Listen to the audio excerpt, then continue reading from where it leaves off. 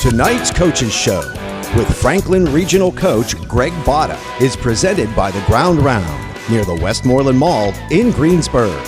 Whether it's specialty burgers and sandwiches, one-of-a-kind fajitas, or one of their homemade dinners, we've got what you like at the Ground Round. It's time for our weekly pregame visit with the head football coach of the Franklin Regional Panthers, Greg Botta.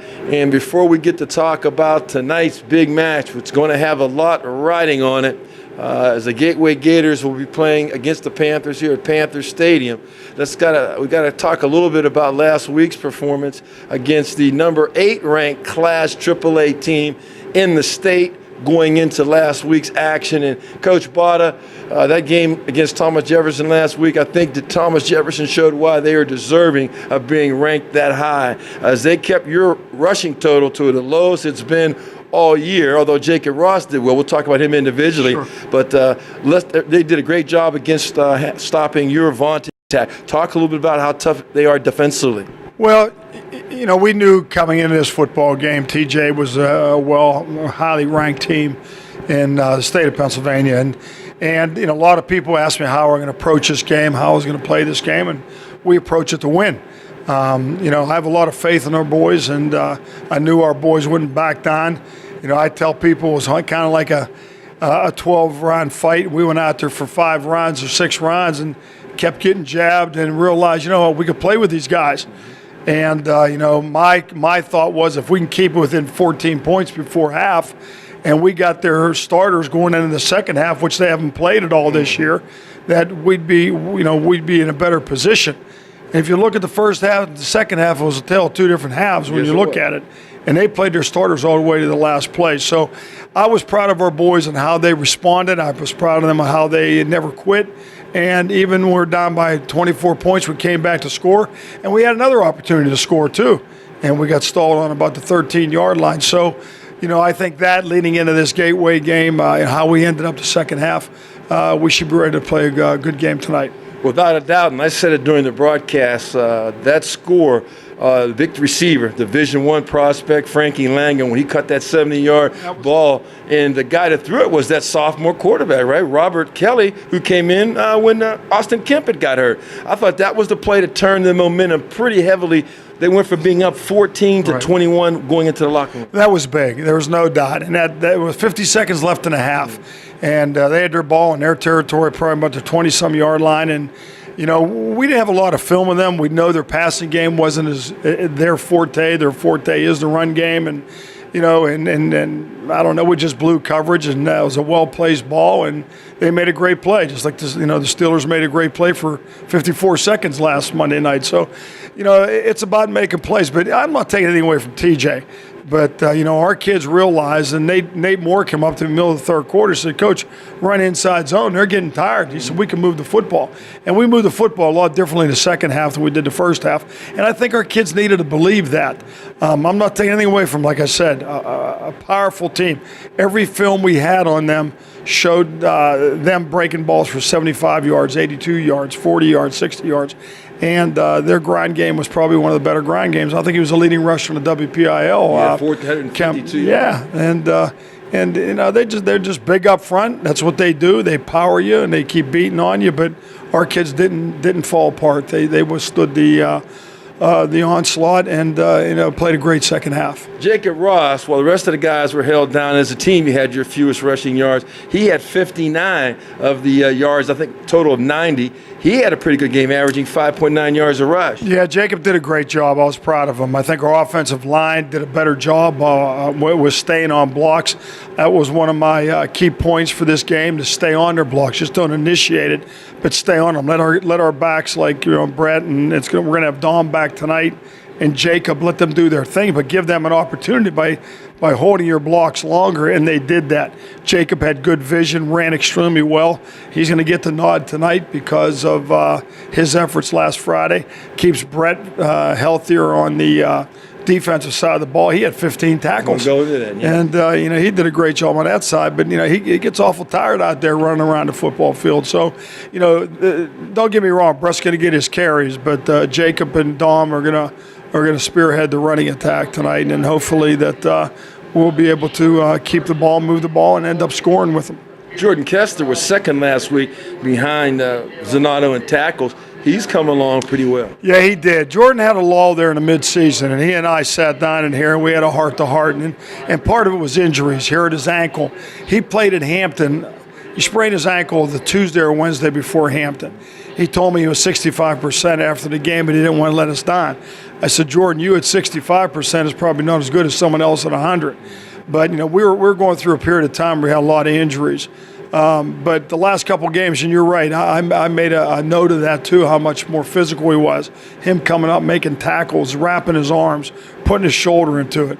He had a thumb injury dislocated, he had a shoulder injury, and he had an ankle injury. But I think he's recovered, and he's playing his best football right now. Yeah, indeed. And I tell you what, your recruit is having a good football season, Todd Summers. Yeah, I can't say enough about Todd. And I keep asking him, you love this game? He goes, oh, Coach, I'm having a great time. And I think Todd could be a D1 player. He puts on 20 pounds next year. I could see him playing at the next level. He's 6'4.5", 6'5". He's 200 right now. He gets to 220. And like I said, this is his first varsity playing time as a junior. So, he goes to some camps. He gets his name out there. I'm sure he'll be a high recruit.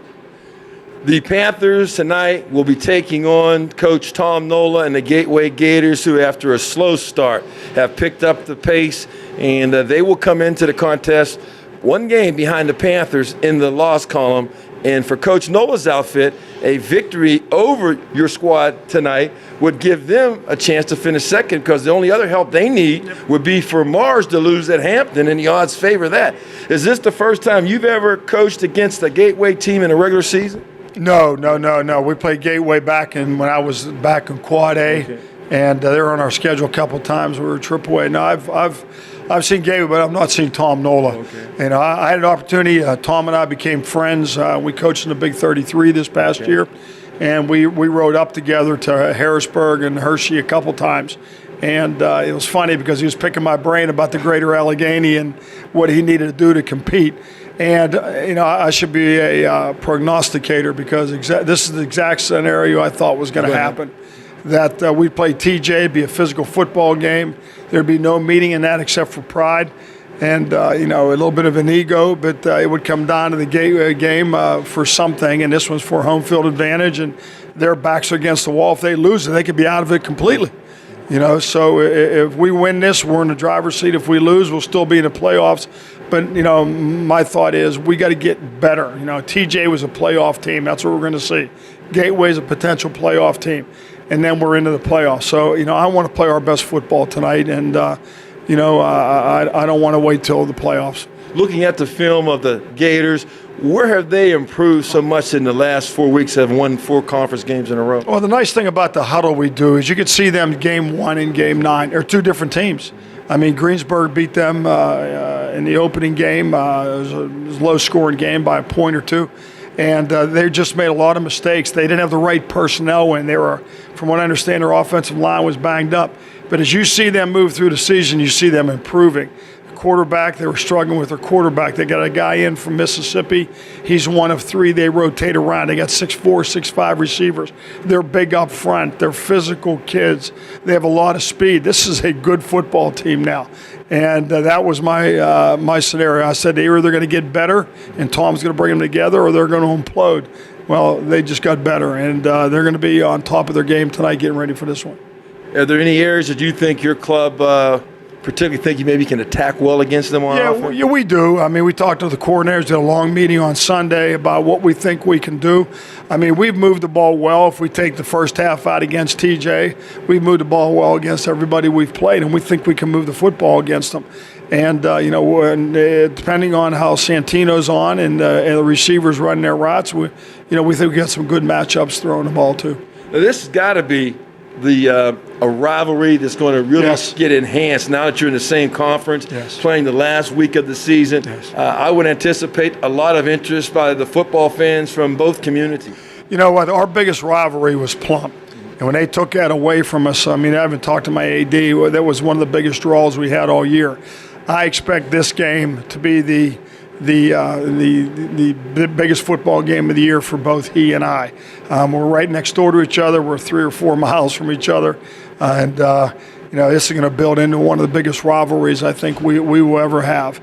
And especially if it comes down to every year it being a positional game, depending on what we are in the playoffs. So I see this game getting big, and I expect a full house. I think it's going to be a nice night tonight, and it'll be a good draw for both teams.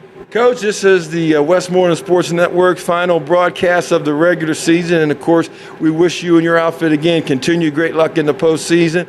But it's been fun for me to come and get to know you. This is the 3rd year that I get a chance to come in, and from the first time we sat down, and now 3 seasons worth of conversations about your football program. I enjoy coming out and having the opportunity to be the play-by-play voice of Franklin Regional High School football. Well, I can't say enough about what you and Dan have done for this program.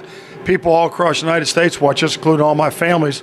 Give them a shout out now, and they get together every Friday night, and whether it's Arizona, my son's out in San Diego, my other son's in Philadelphia, and they sit by the computer and watch the game, and they can't be here. So, and I'm sure a lot of my players do the same type of thing. So it's just good that it's just a nice thing to have, and I can't say enough about both of you, what you've done. You guys are class acts, and this program is at a high rate. You guys do such a super job, and I can't thank you enough for everything you've done. Thank you, Coach. Best of luck tonight in the Gators, and let's hope after this one's over, you'll be playing a home game next Friday night in the first round. Absolutely. Thank you. Well, that is head coach Greg Botta, and we will take a break. We will come back with more of our pregame show from Panther Stadium. You're watching Franklin Regional High School football on the Westmoreland Sports Network.